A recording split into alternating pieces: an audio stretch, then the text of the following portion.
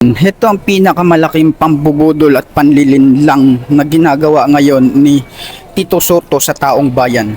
Pinagmamalaki nila na fake news daw ang investigasyon dahil ang testigong si Mark ay patay na raw noong 2015 pa. Mga kababayan, huwag kayong maging tanga sa propaganda nila. Malinaw na magkaiba ang taong tinutukoy dito.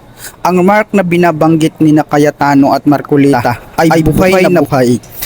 Siya na insider na may hawak ng mga resibo ng dambuhalang korupsyon sa flood control scam ni Marcos. Pero ang ginawa ni Soto, anong ginawa niya?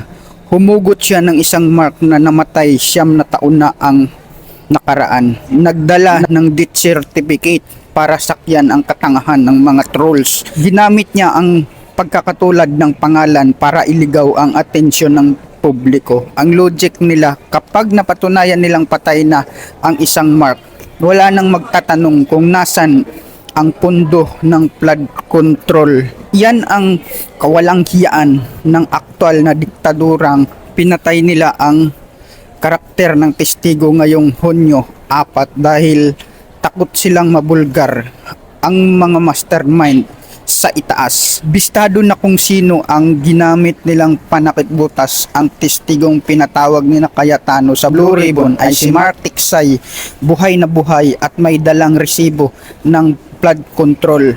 Pero ang nilabas nito ay ang patay na Mark Anthony noong 2015 pa. Magkaibang tao, magkaibang apelyido. Ginamit lang ang pangalang Mark para sakyan ang katangahan ng mga panatiko at iligaw ang atensyon ng bayan.